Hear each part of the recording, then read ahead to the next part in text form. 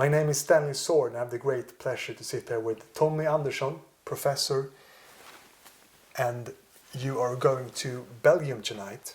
Yes, You're professor in neurosurgeon and endovascular profession. Yeah, endovascular neurosurgery, yes. Yeah. You're going in through the veins. Before we went into the brain, but now you enter through the leg or through the arm. Well, as a matter of fact, it's more the arteries, not the veins. Yeah. You can go through the veins too if you want to go the venous route, but most of the time it's the arterial, it's the arteries. Yeah. So you go into an artery most of the time in the groin, and then you go all the way up into the brain. Is it like if you go up to the Amazons, if you go upwards or downwards? In a way, you go when you enter, it's against the stream, it's upstream actually. Yeah. But it's more that most of the diseases are on the arterial side. So that's why you go that way. If there is a disease in the veins, the veins are obviously, first you have the arteries transporting the blood to the brain, and the capillaries where the oxygen is released into the tissue of the brain, and then it's all collected into the veins and goes back to the heart. So depending on where the disease is located, if it's on the arterial side, the venous side, you go that way. But most of them are on the arterial side, which means that it's better to take that route. It's a shorter way. Going against the stream is always more prosperous than floating with it. Yeah, prosperous and maybe also challenging. Yeah. No, it's more, in this case, it's more a practical thing. Yeah. And when you think of a surgeon, you think of a knife. Yeah. But you use other tools than that. Yes. When I trained, I used a knife for sure, and a saw to open the brain, open the skull to go into the brain. But there's also what we call minimally invasive surgery, which means that you take advantage of other routes to enter the brain. For instance, endovascular, which means from the inside of the vasculature, if the inside of the blood vessels. So you enter the blood vessels sometimes, and you go up all the way into the brain, and you either remove clots, thrombi, or fix something that's broken. Either an aneurysm or an AVM or something, but a malformation of the blood vessels. But basically it's a bleeding or a thrombus or an obstruction of the blood flow. That's the two main problems. And what are the tools then? It depends on what you want to do. Let's say that if you have a stroke, an ischemic stroke, a blood clot, a thrombus that is obstructing the blood flow. So the brain basically behind that thrombus, that obstruction of flow dies unless you are able to remove the clot. Then you have to have some instrument that you can go into the clot, and you can sort of entangle it with this instrument, and then you can pull the whole thing out. So it's like fishing. Yeah. Yeah, it's like fishing or deep plumbing. Deep sea fishing. Yeah. So the fish is sitting there, you go there with the bait, and you entangle, and then when you have it, you pull it out. So that kind of instrument is used for taking out blood clots from the brain. If it's a bleeding, it's the opposite problem. Then you have to mend it, you have to fix it. So then there are different methods. It could be glue-like things, basically a drop of glue, or it could be coils, which is kind of a spiral, very thin thread of spiral that you can put inside, and it becomes like a mesh inside the part of the blood vessel that you want to repair. So the tools are different depending on what you want to do. And sometimes these tools make miracles happen. You have patients that wake up to a better life. Yeah, it's quite astonishing sometimes when a stroke patient comes in. They can be really, really sick because half of their brain or part of their brain is not functioning at all, which means that For instance, they can be paralyzed, half of their body, they cannot move their arm and leg, so they're completely half-sided paralyzed, and maybe lost their speech. They have they cannot speak at all, and their face is hanging like that. So they look very sick. I mean, they can't move, they can't talk, they can't do anything, and they are really, really bad. So you put them on the table, you're able to go inside, remove the blood clot that's obstructing the blood flow, and 1 minute later, the guy or the girl that couldn't speak and couldn't move the arm is scratching his head and asking, how long shall I be on this table? Can I have something to eat? And of course, that's kind of a miracle. You see a patient that's very sick, and by doing this, 1 minute later, he's completely normal. And that's kind of a miracle. And they look, all of a sudden, the life comes back to them. All of a sudden, it's a human being. It's not a page. You see the person behind the patient that you didn't see before. And the crucial thing is there to come to you fast. You need to be there within hours. The quicker the better, because if the blood flow is obstructed, then there is a risk that the brain that is supplied by this obstructed blood vessel will die. There is some backup flow, there is some backup for that area, so it can survive on a low level for a while, but not for a long time. So the quicker you can get to the hospital and get the blood clot removed, the better. And the problem is, of course, if you delay it too much, you wait, you don't think it's necessary to go to the hospital, and you're getting worse, but finally when you go there, it's after 12 hours, it might be too late. So the quicker the better. And what are the signs you should look for? At relatives or yourself? Problems, motoric problems, when not being able to move the hand, for instance, or the leg.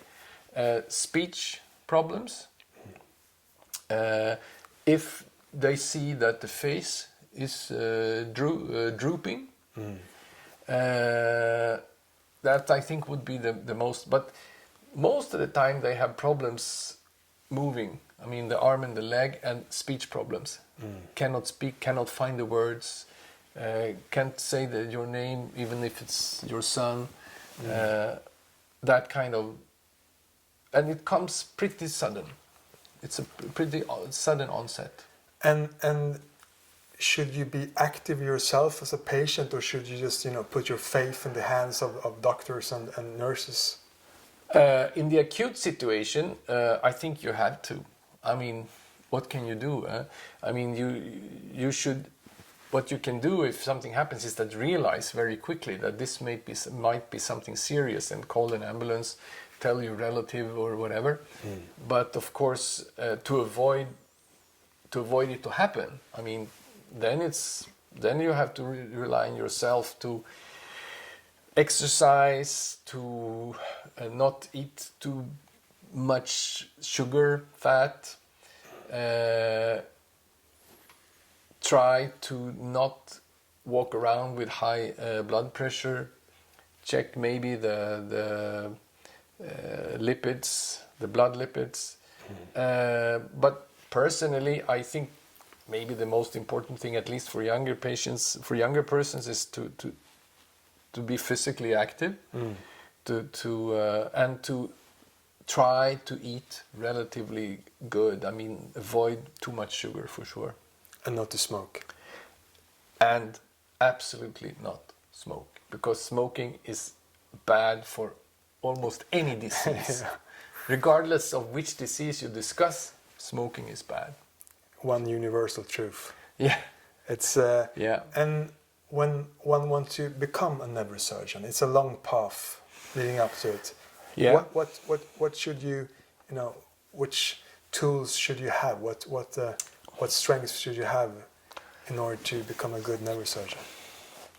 Well, first of all, you have to have the willingness to study for a long time, obviously. It takes many years, medical school and then residency, internship residency, etc. It takes a long time. So you have to really be focused and know that this is what I want to be. Then I think it's important that you have sort of a kind of a good balance between not being too afraid of doing stuff, but on the same time not too cowboy-like. I mean, you have to have a good balance, have the courage to do things, but not do stupid things. And I think that balance is very important, that you have a good judgment, but also the ability to cope with problems. I mean, if things don't go well, if something happens to the patient, and even if it's not your fault, even if you can't say that this was due to me, but due to my behavior, but still something bad happened, you have to face the patient, you have to face the relatives, you have to explain what happened, and you have to live with it yourself. And if you can't do that... You have had patients died in your hands. Well, maybe not in my hands, but on the table in front of me. Sure. And that's terrible. That's really something that you carry with you for a long time. But you have to have ways to deal with that kind of things, because it will happen.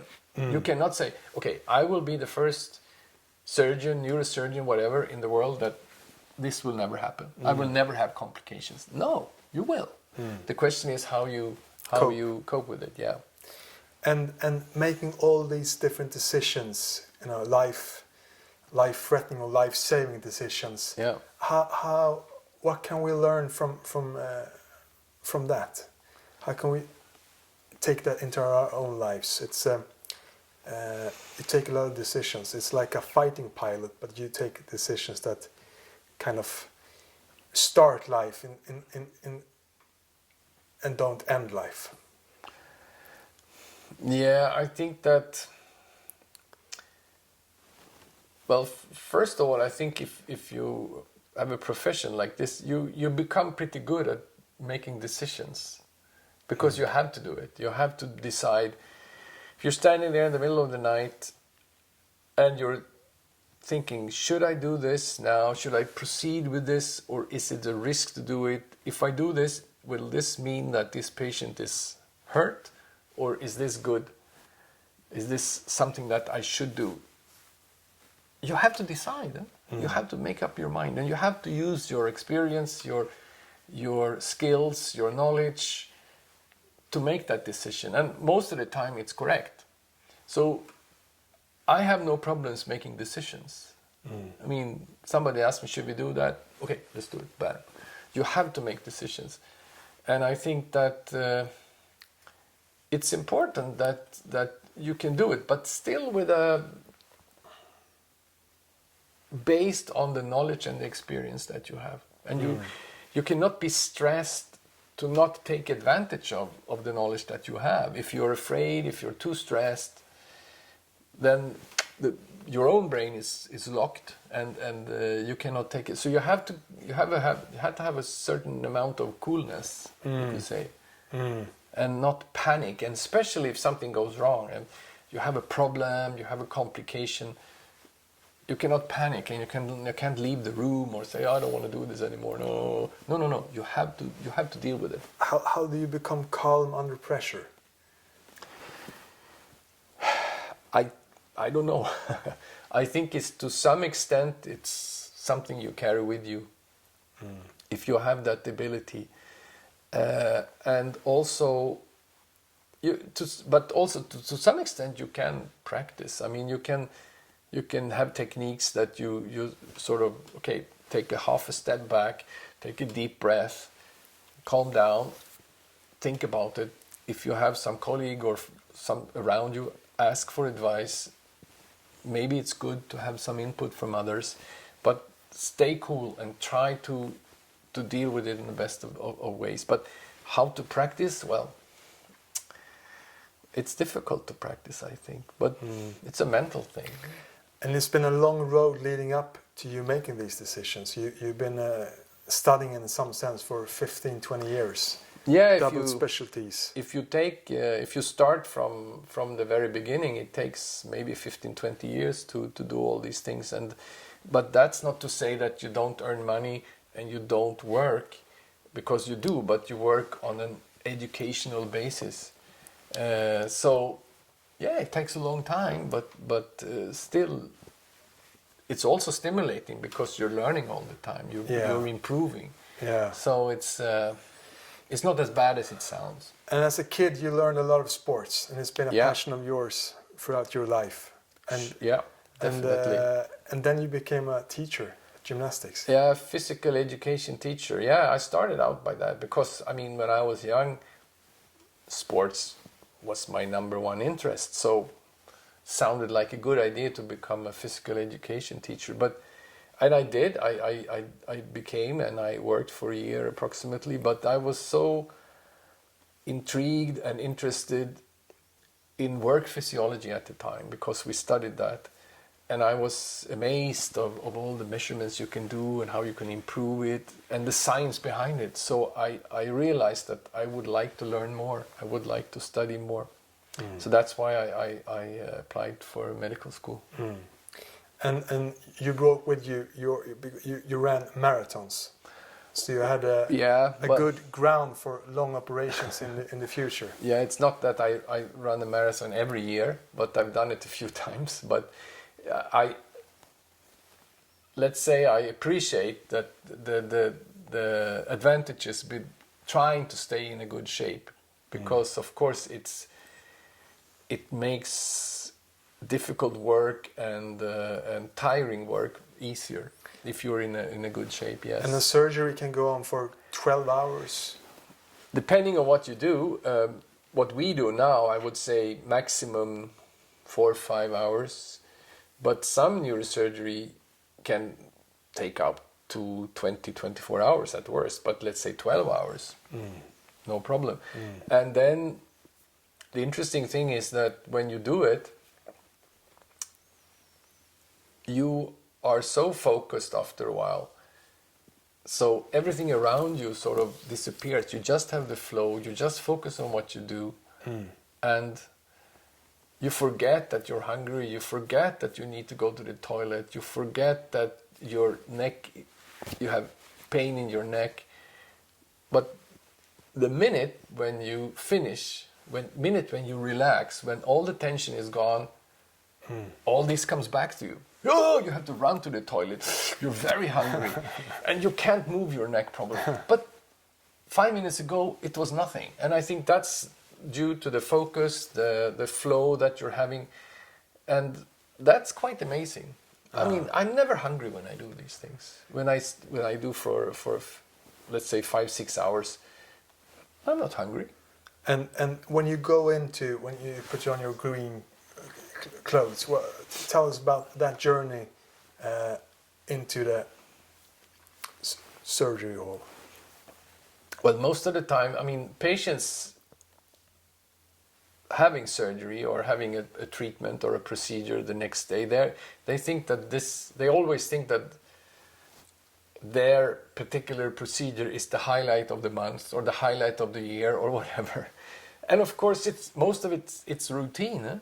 So I would say that, of course, you know what you're going to do, you know what's the plan for the next day, but maybe you do 2 operations or procedures or 3 even sometimes in a day. I mean, if they're shorter ones. And of course, most of it's quite routine. So, and you cannot, as you do it, sometimes 3, 4, 5 days a week, you cannot have a special ritual for a normal day. So you do whatever you do in the morning, you eat your breakfast, you bike to the hospital, and then every morning it's good to have a briefing for all the personnel, all the staff, so you know what to do, who should do it, what's the plan for this one. You have the plan, you have a backup plan if needed, and everyone knows what to do, and you just do it.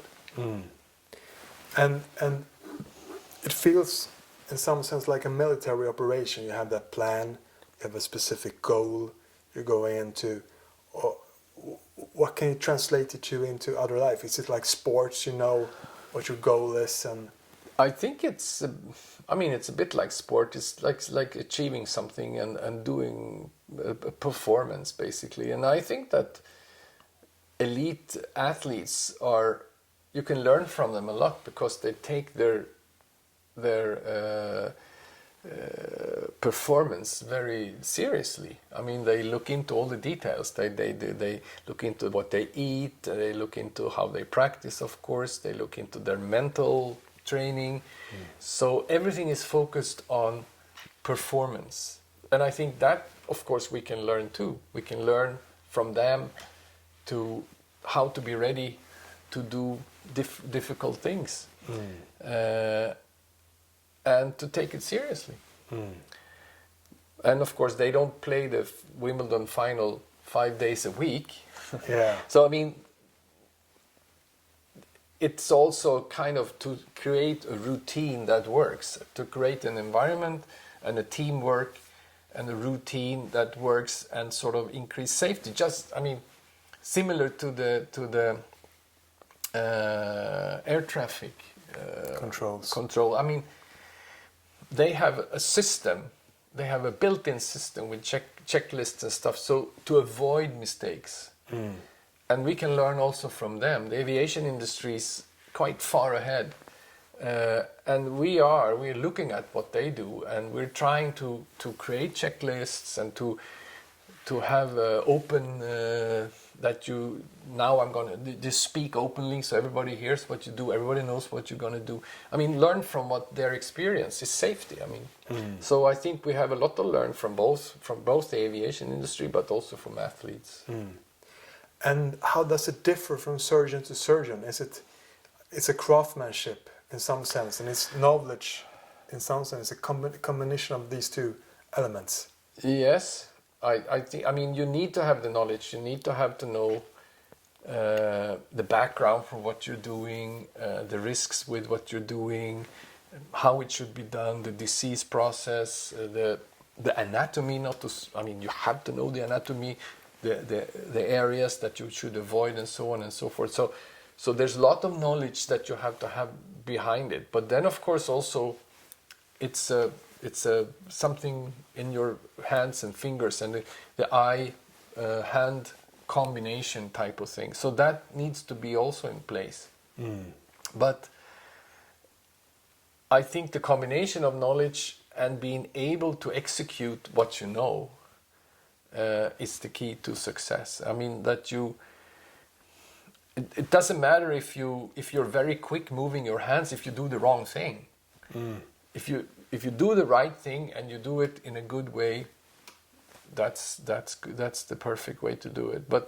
And then we're different. I mean, we all work differently and we all have different preferences, and some people like that instrument and that catheter or this and that because it suits him or her. I mean, it's good in their hands, whereas it might be bad in my hands. So there is room for individual preferences, and it has to be, I think. And how much is it a teamwork? You have nurses. There's yeah, it's definitely teamwork. Which different elements are they in a surgery? I think if you look at a stroke patient, for instance, it's a lot of teamwork, because then speed is very important. That things are done quickly. So from the patient is picked up by the ambulance until he's on the table, there's lots of people involved. I mean, doing that, carry this, take this, do this scan, do that. And of course, if they don't see themselves as part of a team, and instead of doing it quickly, said, okay, I'll do it, but I just want to have a quick coffee first. No, you can't. You have to do it now, blah, blah, blah, blah, blah. So teamwork in that respect is very, very important. Then, of course, when it comes to the actual procedure, what you do, you rely a lot on your anesthesia, you rely on your assistant, on the nurses, and of course, if that doesn't work, the possibilities for you to do a good job diminish. So it's always a teamwork, yes. And you did your PhD in the deaths of nerve cells and how different viruses can contain themselves within the brain. Yeah, we used viruses as a model, you could say, to study how nerve cells die. For instance, from calcium overload, from so-called excitatory amino acids, and we could infect them with slow viruses like paramyxovirus and measles, and look at in what way they were ultimately dead by the virus. So we could study the mechanisms of nerve cell death by using these tools as the viruses. And of course, there is diseases that have these kind of slow viruses, and maybe there are more than we know. Yeah. And they may reactivate, and bad things may happen for sure. But for us, it was more like an instrument to study these mechanisms. And you became a father during that time as well, and now you have four kids. Yeah. But neither of them are becoming doctors. No. They laugh at me when I suggest it. They say, ha, becoming like you. No, Working never. 70, 80 hours a week. Yeah, they see a lot of work, and they have other plans. They think that it's not that they don't like it. It's not that they think it's bad in any way, but they probably think it's a bit too much work, and it is maybe. It's a lot of work. And when you did your PhD, you also worked extra as a surgeon. I had to make money in some way, and I did my PhD in neuro, but I worked in parallel as an assistant surgeon, general surgeon, basically taking care of acute patients with scars and appendectomy sometimes, and smaller stuff in the outpatient clinic. So in emergency ward. So it was a way to make money, but also to gain some experience. Yeah. Yeah. And those experiences they merge together. That you start out to become a neurosurgeon. Yeah, I had my PhD background in neuro, you could say, looking at nerve cells and mechanism of nerve cells death, and then I had some experience from, even though it was basic, but still it was experience from surgery. So I thought I liked surgery, I liked to operate, and I had some skills in neuro, maybe combine it. So I talked to the department of neurosurgery at Karolinska, and they said, yeah, okay, fine, we like your CV, we like your background, let's try for 6 months. And after that I got my residency for 5.5, 6 years. And then you went with your family to Toronto, not only to train your English, no, but to expand your knowledge base. Yeah, into endovascular surgery. There was a need at the time in Karolinska for endovascular neuro, and they asked if I was willing to do it, and they said, "Why, we wanted you to go to Toronto because it was kind of a mecca for neurointervention at the time," and they said, "You go there. We pay your salary, we pay your books, your computers, your conferences. The only thing we want you to do is come back after 2 years and start the practice here. Learn as much as you can, come back, start here. That's what you want. You have free hands." So I said, wow, it will never happen to me again. So I said, yes, okay, I'll do it. So I was 2 years in Toronto with the family, and it was great. We had a great time. And you had a child born there as well, your son. The youngest one was born, so he's Canadian, yeah. Yeah. But Canada and Sweden is almost similar, yeah, similar. But not identical. No. It's and once you came home again, you had to study your next specialty into neuroradiology. Yeah, because I was then trained to do interventional work or neurointerventional work, which took advantage of radiological techniques, angiography, fluoroscopy, and so on. So I had to have sort of the support or to be accepted in all communities. I also had to become a neuroradiologist, which was, of course, doing MR, writing MR reports, CT reports, learning about these things, taking European courses, going to there to do the step 1, step 2, step 3. Yes, it was again back to school in a way, but I worked also the same time, of course, building the practice. So it was not full time, but yeah, it's stimulating. I mean, you have the opportunity to learn from good teachers. You have the. You should more see it not like a demand. You should see it like an opportunity. Yeah. I mean, how many people have this opportunity to learn about all these different things? It's like life itself. Yeah. An opportunity. Yeah. And if you would give an advice of a 20-year-old, a 30-year-old, and a 40-year-old, what would those 3 advices be? Regarding what? Life. to take care of life and to make the best of it. Wow. Well, my oldest son is 20 now.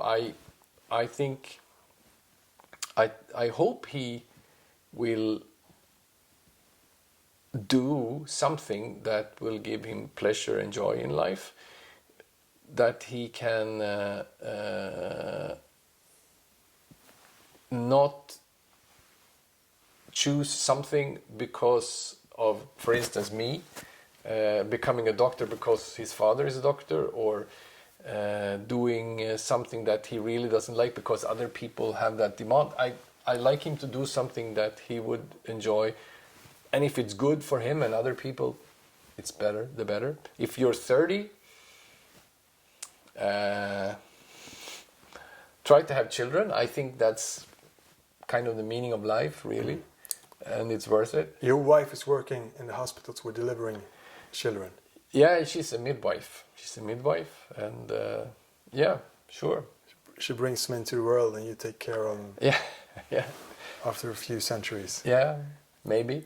And if you're 40, I think then it's more about sort of trying to enjoy life and to live a healthy life without too much excesses of anything, and physical exercise, not smoking, not too much sugar, and still enjoy life. Enjoy the fruits of life. Yeah, but not on the account of others. I mean, to enjoy it, but still be generous to other people. And now you're a professor at the Leuven University in Belgium. Yeah, and you have your own PhDs now, working on discovering the internal questions of the brain. It's like a universe within, never-ending, expanding. The more we study it, the deeper it becomes, in some sense. It's like looking into what similarities do you see between the universe out there and the mind within the brain? Well, the obvious similarities is that we don't know everything. I mean, there's lots of things we don't know. Of course, I mean, about the universe, I just saw some very interesting piece on TV, and how they discovered the solar system and beyond and so on. And of course, it's you can't avoid being fascinated by that. But if you look into the brain, it's basically the same. You discover new things all the time, and the regeneration, how new nerve cells may be formed by stem cells, and how this field has emerged is also very fascinating. So one of the stimulating things about working with the brain is that there's lots of unknown, and also that it's very sensitive in a way. I mean, it's a type of precision. I mean, you cannot do. You're not allowed to make mistakes, really, and the margin between complete success and complete failure is very narrow. So that sort of is demanding. And if you're like me, you like it, you get stimulated by it, but it's also easy to say, oh, this is not for me, I cannot do this. So And is it a bit like sport there? It's if the ball are inside the goal or outside, it's quite narrow line sometimes. The only difference is that if the ball is inside or outside, there's 1-0 or 0-0. But if in the brain, if you do that mistakes, it may mean that the patient is completely healthy or completely dead. It's so the costs are quite high. Yeah. Even though some goals in the World Cup, they bring heart attacks for people, so it can be deadly as well. Yeah, that's true.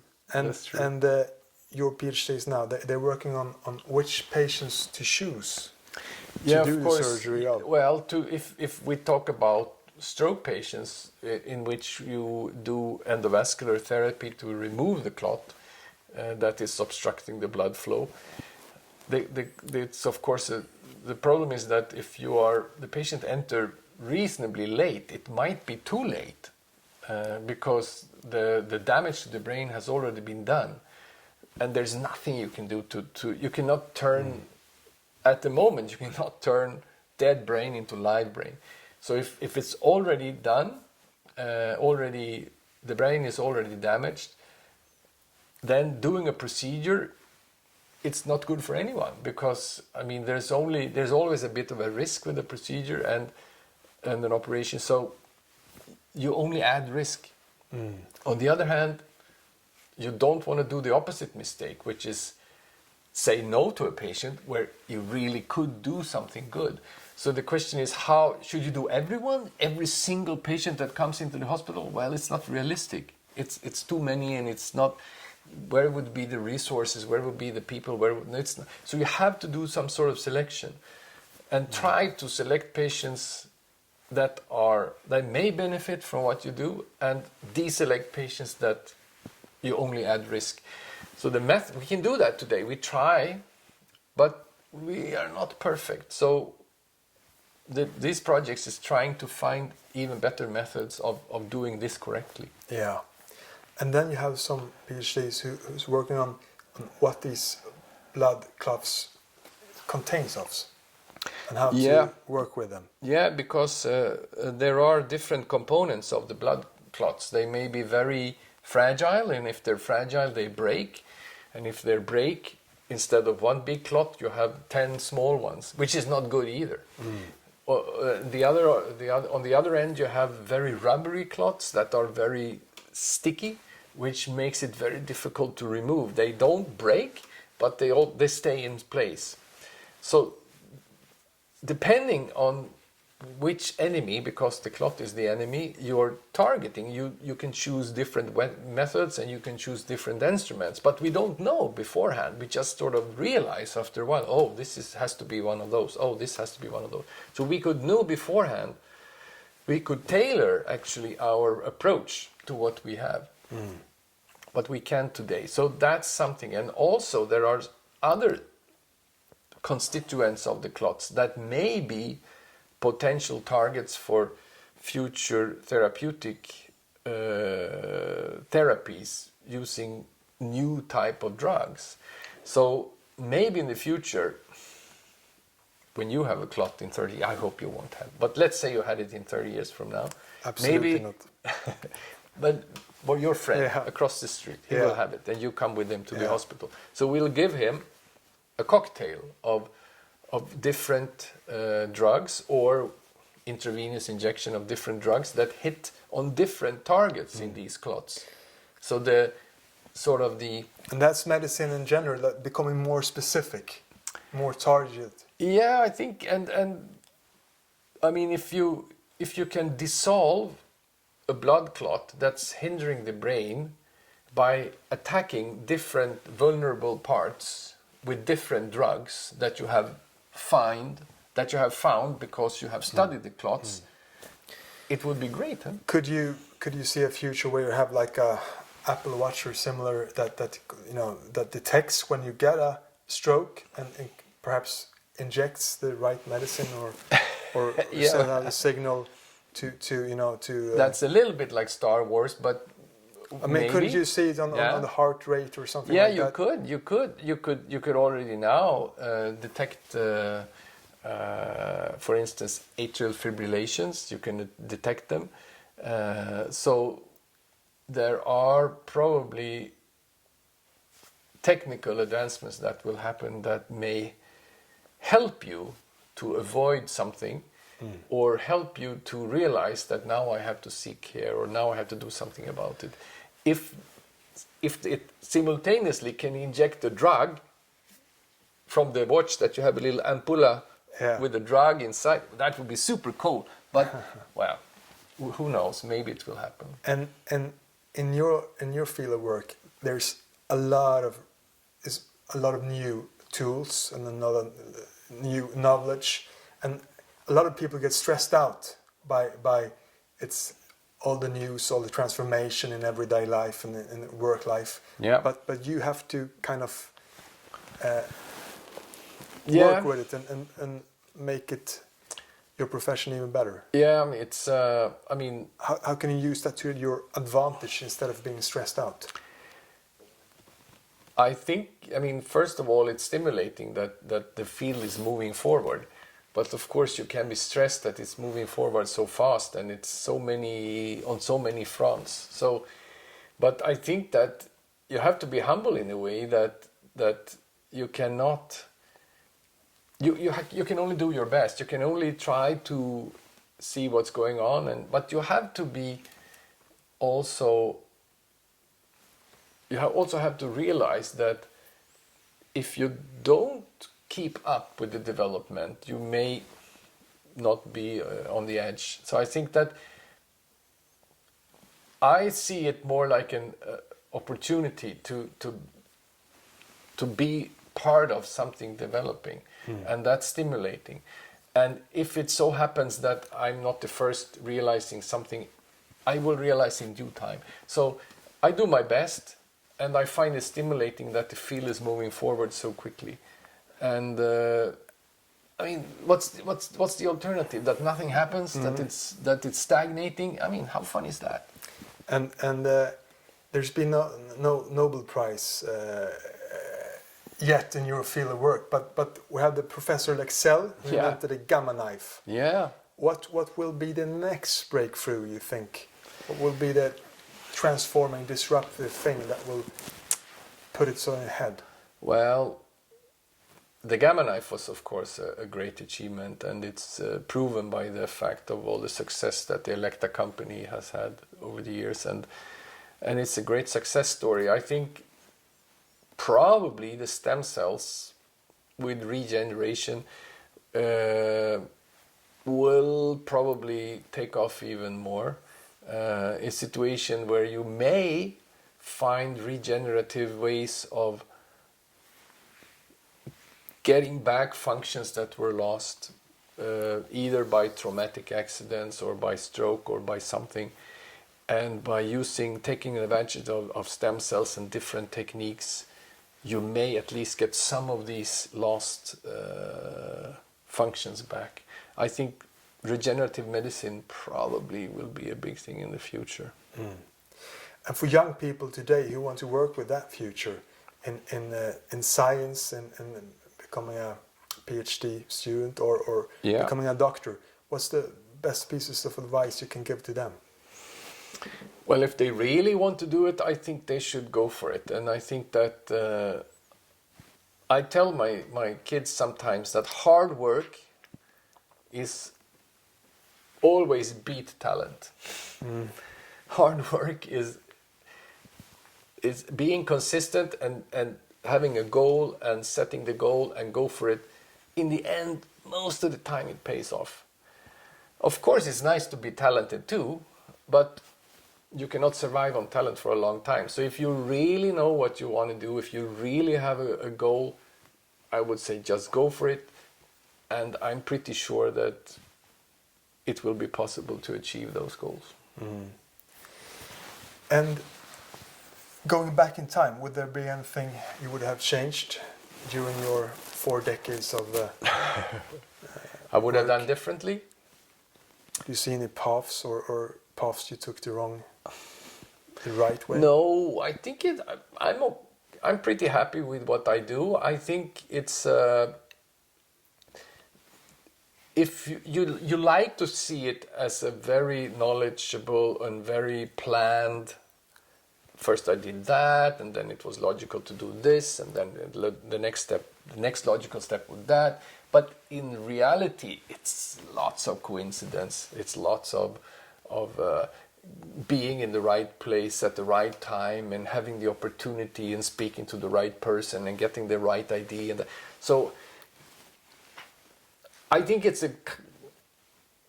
a lot of luck too, that all these coincidences go in the right direction. Oh. So you end up in a place where you enjoy being.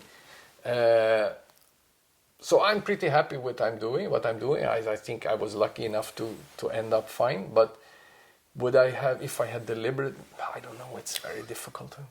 And when you create a great research environment, when you put together a team to win the next Nobel Prize, the first within your field, how do you do that? How do you drive great science?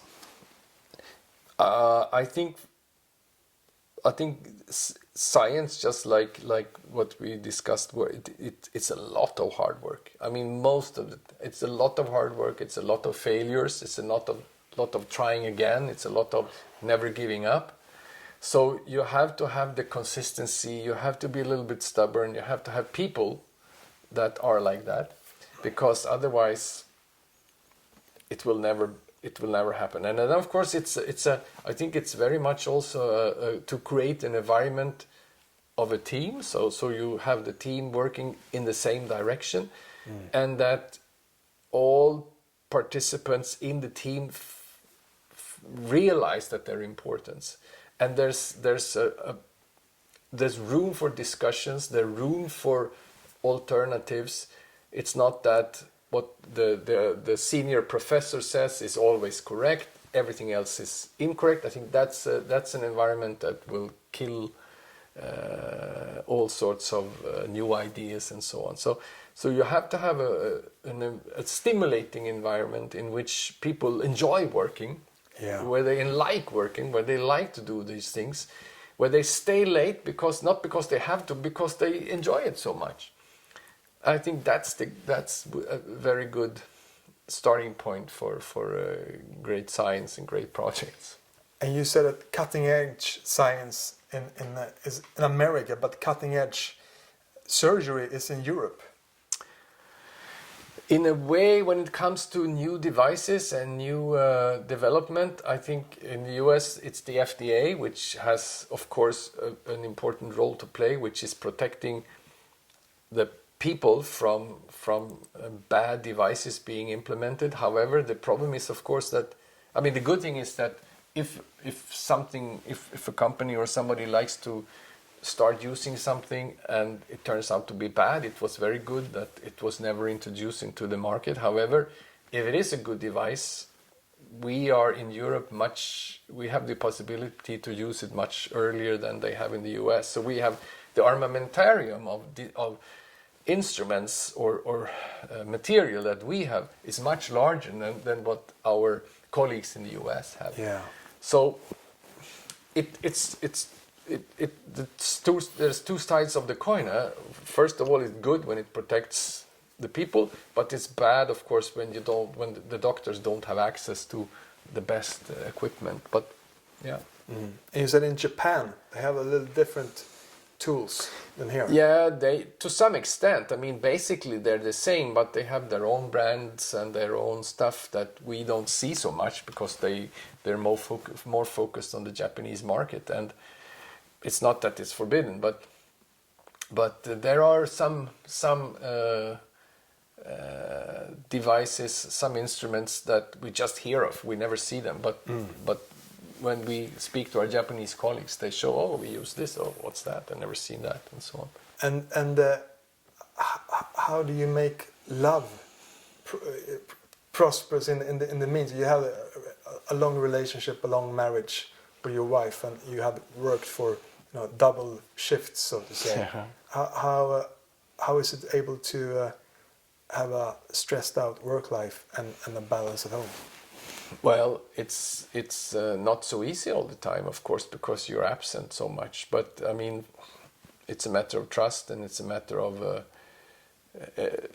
enjoying what you. I mean, if I didn't like what I do, and if my wife was frustrated with what she does, then it would never work. So it's kind of a mutual respect and being on the same team, that we run the same family, but we do different stuff, and we respect each other, that my task is not more important than yours, and we actually do this as a team.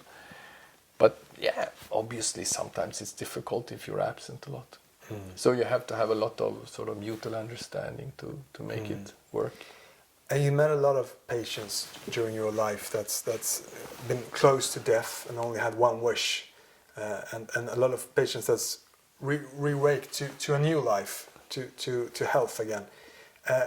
What have you learned along the years in order to appreciate life and to really make the most of every day? Well, I think that maybe, I mean, when you see people die when it's not necessary, or you feel it's not, this could have been avoided and so on, and you kind of, you get, I mean, death and dying becomes part of your daily work almost. You see it happens. Of course, in a way, you get less afraid because it's something that happens. I mean, you see it, and also maybe a little bit more appreciative of as long as you're able to be healthy and to do whatever you like to do. So it takes away a little bit of the mysticism around it. It sort of makes diseases and dying like a normal part of life, and less stressed in a way, but also I would say probably more appreciative of as for every day that you're able to live a reasonably healthy life. Yeah. And 7 years from now, you can't work as a surgeon anymore when you become 67 in Sweden. Yeah. It's a hard line there. Yeah. How will you be able to take your strengths into other fields? Well, you can still do academic work. You can still do research and so on, of course. So probably that's something that at least some people do. I think personally that maybe some of us, I mean, when you get old, you lose a little bit of your sharpness, and maybe it's good that you take a step back. However, you have lots of experience, and I think it's a little bit of a waste that you don't take advantage of that experience. Meaning that why can't you stay as a mentor? Why can't you stay as an advisor? Maybe not do 12-hour surgery anymore. But certainly you can support, you can do other stuff. So I think that maybe, and some people are probably still very, very qualified to do surgery, even if they are, let's say, 70, 75. But that's an individual basis. But in any case, I think experience should be taken into. I mean, it Hard should be. gained. Yeah, it should be taken advantage of, and probably it would be good if you could have another role which is more like not a backseat driver, but like kind of a mentor and somebody that a young doctor can discuss with and exchange experiences, and I see it like this, how was it for you, and blah blah blah, and then yeah, I think you have a lot of strengths that you can take advantage of. Yeah. Tommy, warm Okay. thank you for your service, as they say in America, for humanity. Okay, thank and you. the best of luck in your research for, Thank you for very much. humanity. Okay. Thanks a lot. Thanks. Thanks a lot.